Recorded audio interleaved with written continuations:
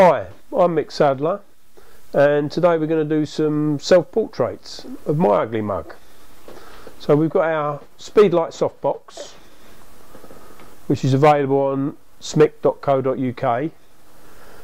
The unique feature about this is got an L bracket, which allows us to get the flash to fire into the centre of the softbox, giving a more even spread of light. Now we're using a wireless trigger, cheap one, and we're going to set our flash on, normally from experience I know it's either an 8 or a 16th power, so we're going to do a test shot and see how it comes out. We just fix the diffuser back on, and we're going to position the softbox so that the back of it is really level with my ear, and so it's just going straight across, and we hope to give a little bit of spread of light. We're going to try and retain some shadow, but we want it to be quite sort of dramatic. Okay, so today we're shooting with a 650D, and exposure is a 250th of a second at 7.1 is the aperture. Now I know from experience this is going to be round about the right sort of exposure. We're about half a metre away from the softbox, so let's get started. I'm using a trigger as well as a flash trigger. I'm using a trigger to trigger the camera. So let's take a test shot.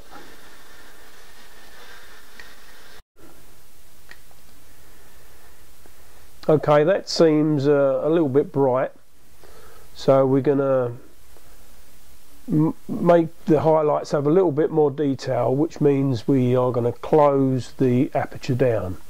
We're going to close it down to f8. So if your image is too bright, then you need less light coming into the camera, which means you need a smaller aperture. If your image is too dark, you need to open up the aperture and make it larger. So let's have a look at the what the f8 looks like.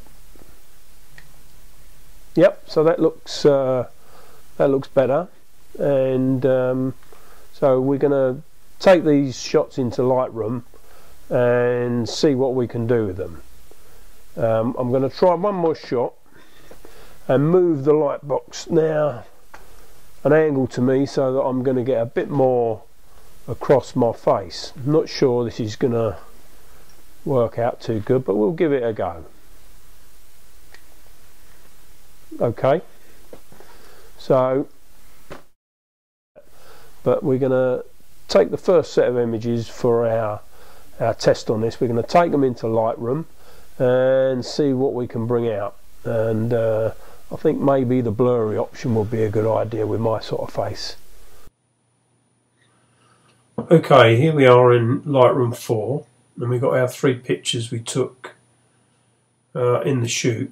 I'm just going to show you the 2 different exposures. This is with the light at the side, and you can see the one on the left is at f7.1, and the one on the right is f8, which I think is the one that's better exposed. So that's the one we're going to use for this purpose.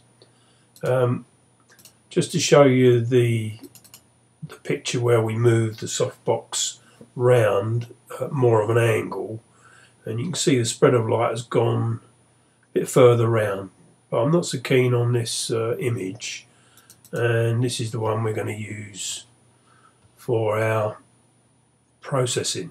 So we go up into the develop module, and we're in our basic panel here, and I think the exposure's looking quite good. First thing I'm going to do is take the saturation off, because I want to give this a black and white feel.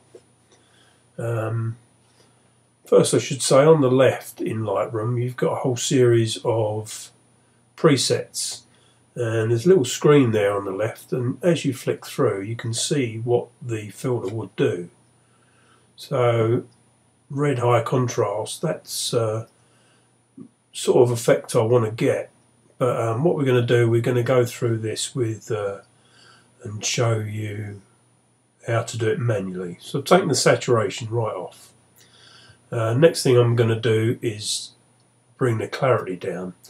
The clarity gives a bit of a softening of the image, which I think I need on my face. So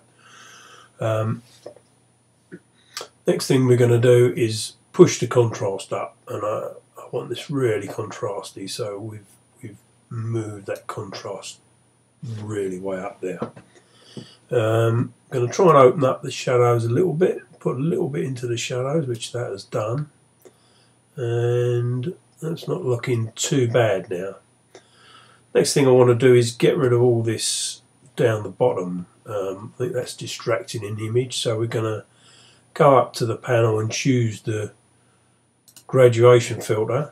We're going to drag a graduation up here underneath there, right up underneath the chin.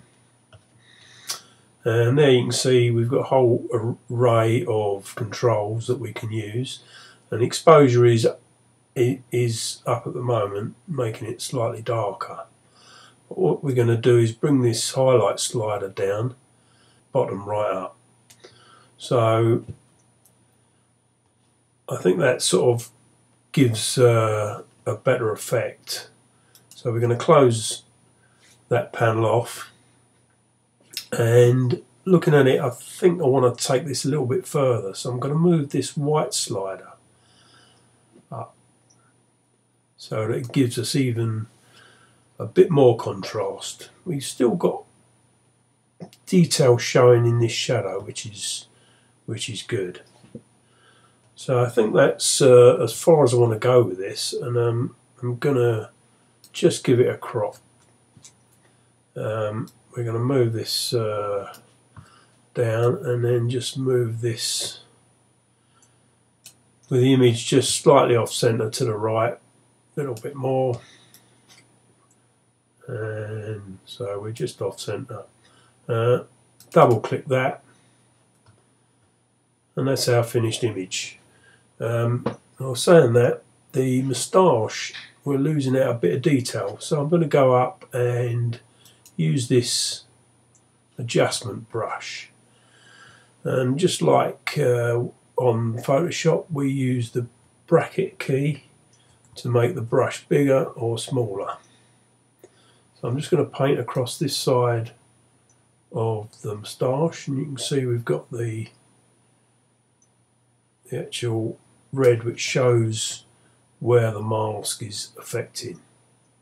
I'll switch that off, and what I'm going to do is, I've got a bit of exposure darkening on this, but I'm also going to give this a bit more clarity, so in effect sharpen the whole area up.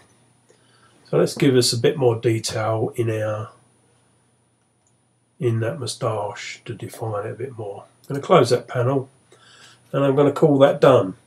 And if you want to know any more about the products we sell, go to www.smic.co.uk. We sell a whole range of studio lighting equipment. I'm Mick Sadler. Thanks for watching.